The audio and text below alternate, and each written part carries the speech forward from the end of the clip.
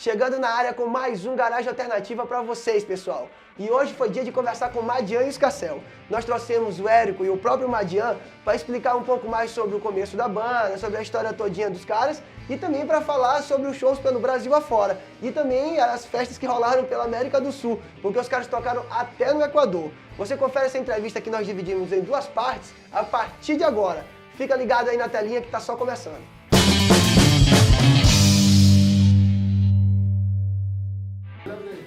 Mais um Garagem Alternativa no ar.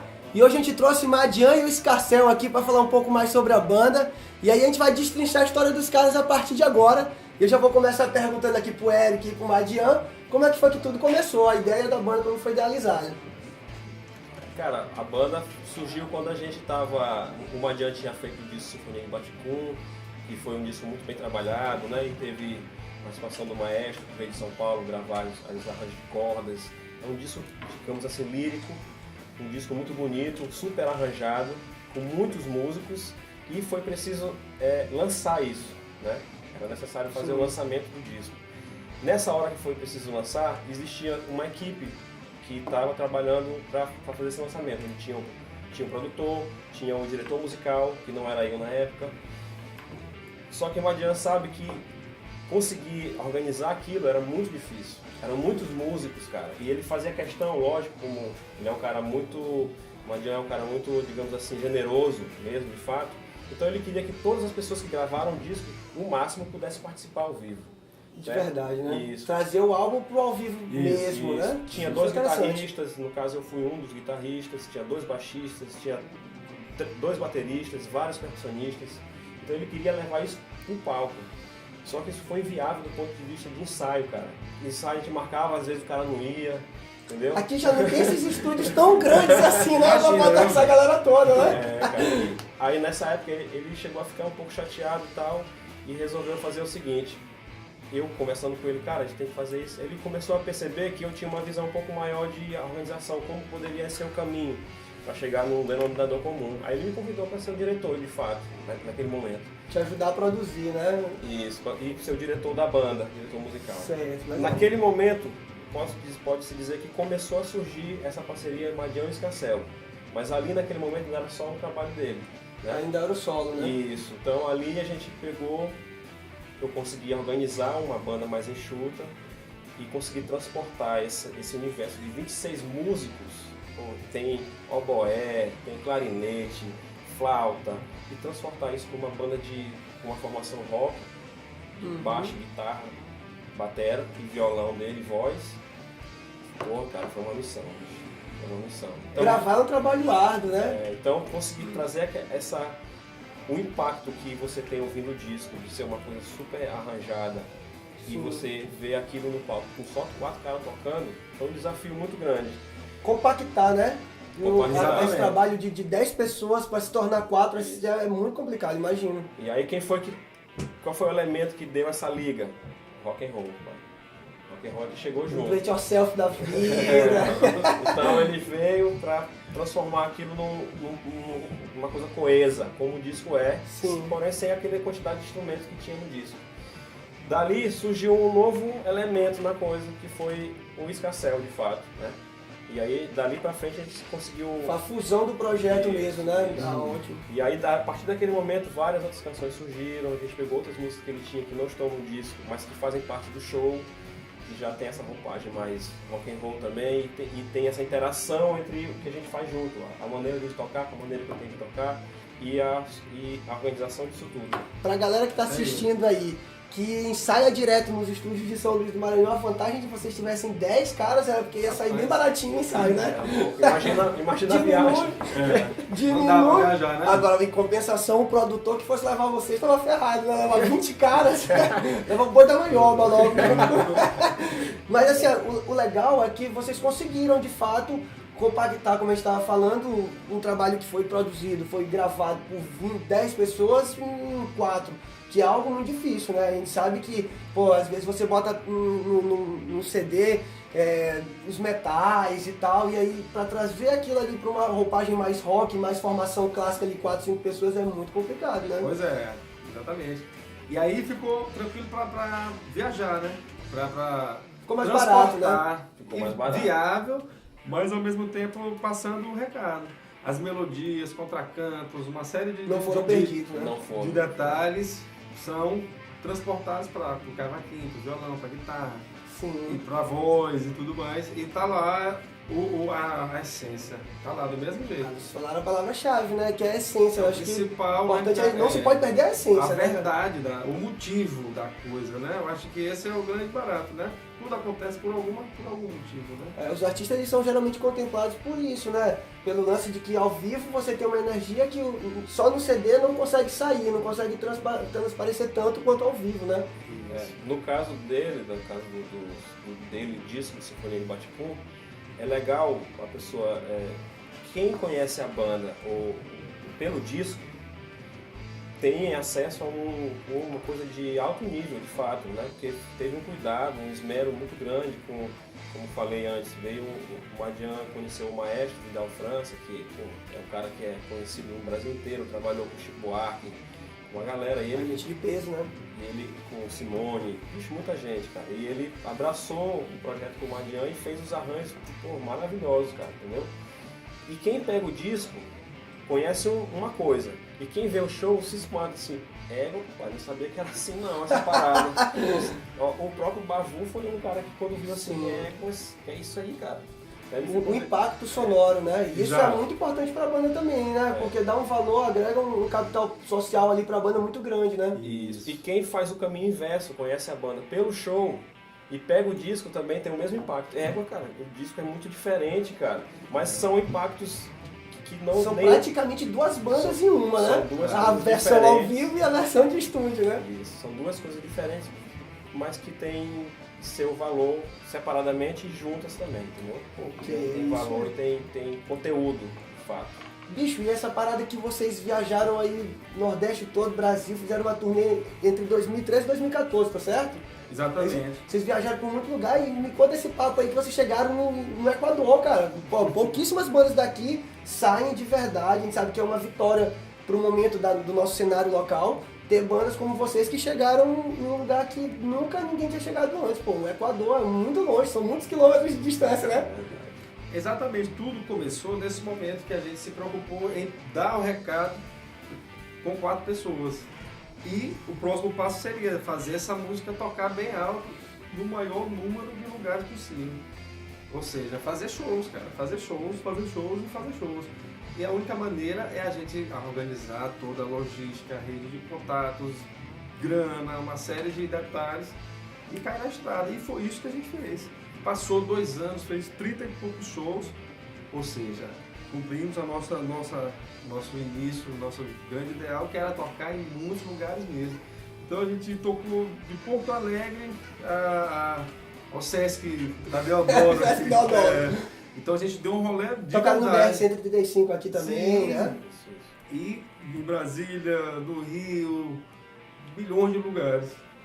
A gente No estava Nordeste conversando inteiro, antes aqui interior. e o Eric estava falando sobre isso, né? A aceitação da banda, que em alguns lugares vocês eram mais conhecidos do que outros, as pessoas já tinham acesso ao material da banda, o Madian Escarcel. Como foi isso aí, cara? Assim, realmente em alguns lugares vocês já são maiores e tal, já tem uma atenção especial. É por causa da internet? Como é que foi que vocês conseguiram isso? Também a gente quer saber, né? A gente rodou bem essa parte de organizar isso, a turnê em si, organizar isso, conseguir dividir a gente fez quase uma empresa, se transformou numa organização empresarial mesmo, de fato, em que somos 3 na banda, cada um tinha sua função clara, definida, o que cada um ia fazer, sendo que os 3 juntos iam tentar oportunidades de tocar o máximo possível.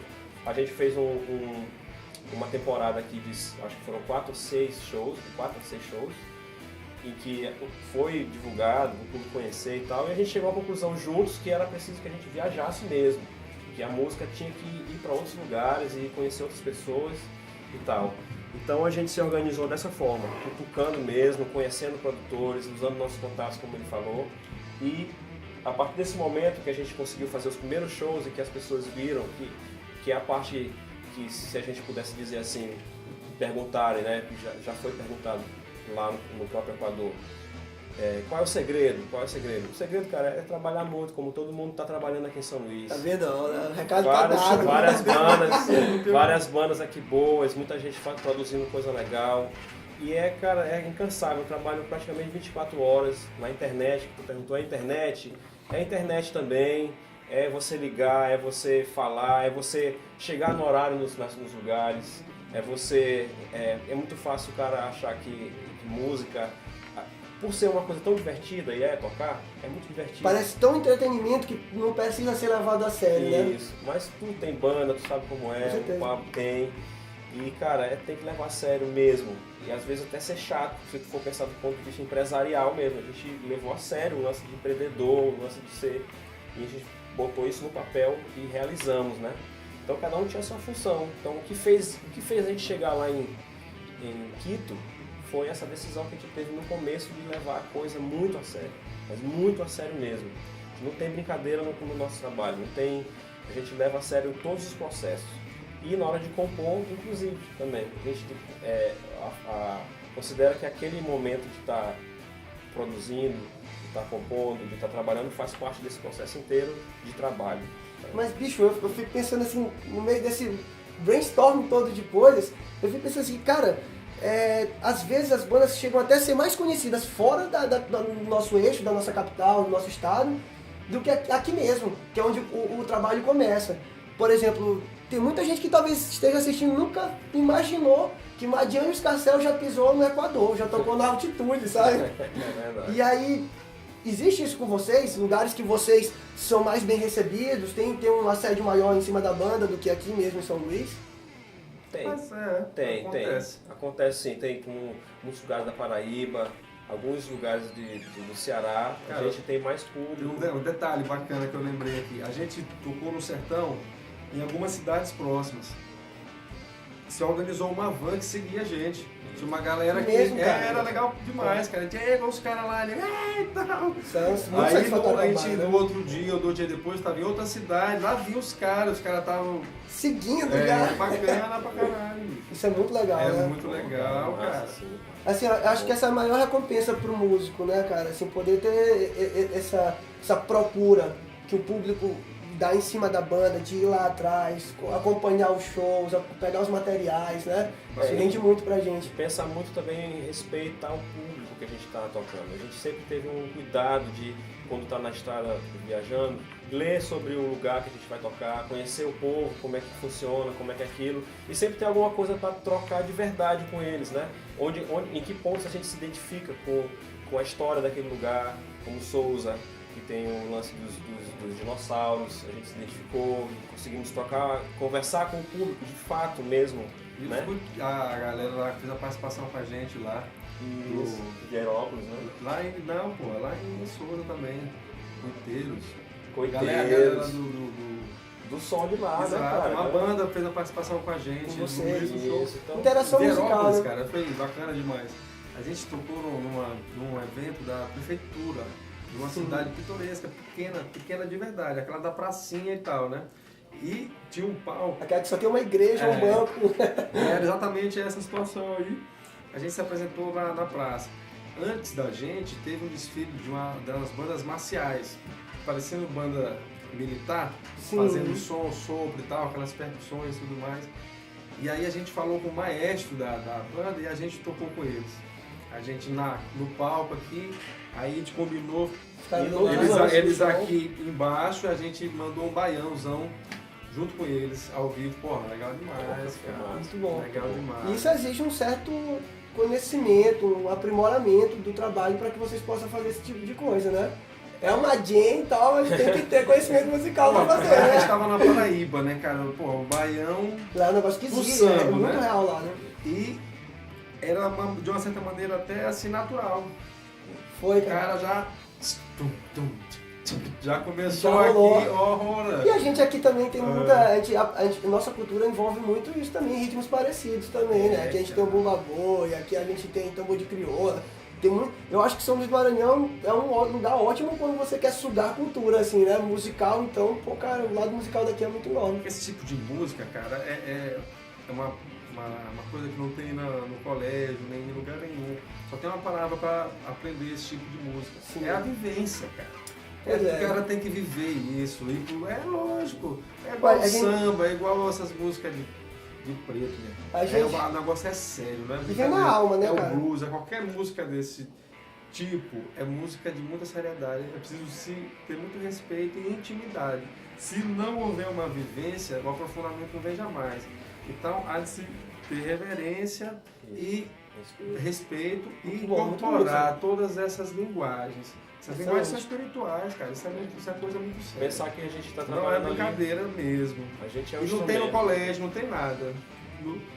O reggae assim, que é uma, o jazz, o faz blues, parte da nossa realidade. De verdade, né? é assim, o soul. Esses caras não estão de brincadeira, a não. gente vê muito que assim, pô, eu converso com a galera, bicho, tipo, pessoal do sul, a galera já fora do Brasil, americano, canadense. E a gente vê que, pô, às vezes a música, ela já vem desde o começo da formação do moleque lá na escola, né, bicho? O cara, quando criança, cara, ele já tem a aula de música, ele já tem um contato musical desde jovem.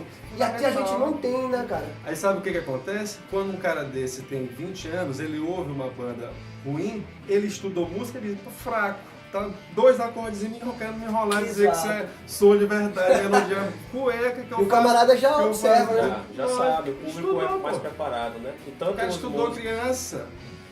Mas é uma coisa que o som de vocês é muito envolvido com a essência, né? Com a energia que vocês criam dentro da música.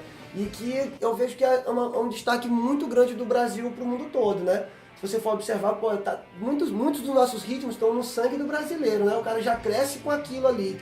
Às vezes ele consegue tocar até músicas que tem a raiz lá da região que ele mora, sem ele nem perceber, né? É verdade. Na verdade a gente considera que a gente toca os instrumentos e a gente se considera instrumento também.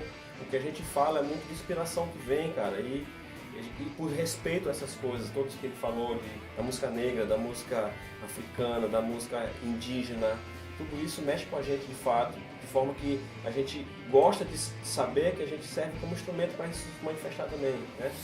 E uma vez eu li uma declaração do Hermeto, por exemplo, que foi muito interessante, eu me identifiquei muito, o Hermeto Pascoal, né? Uhum. Ele disse que não existe música brasileira, música africana, música holandesa, música americana, não existe. Tudo é música. O que existe é os ritmos. Existem ritmos brasileiros, ritmos diferentes, ritmos africanos. Então a música em si, a essência é a mesma. O ritmo é que é importante. E foi mais uma coisa que fez com que a gente se desse muito bem como parceiro. A gente pensa, já tem naturalmente, quando vou compor uma coisa, eu já vem naturalmente o ritmo brasileiro, já tá ali. Tá embutido ali. Embora seja rock and roll, seja pesadão, seja ou não, mas tá ali o ritmo. E o que ele faz é a mesma coisa. Ele pega um cavaco, cara, e faz um rock and roll no cavaco. Mas o rock and roll com um ritmo, pode ser um baião, pode ser um bumba boi, e tá lá, a mistura das influências, dos ritmos que você escuta, né?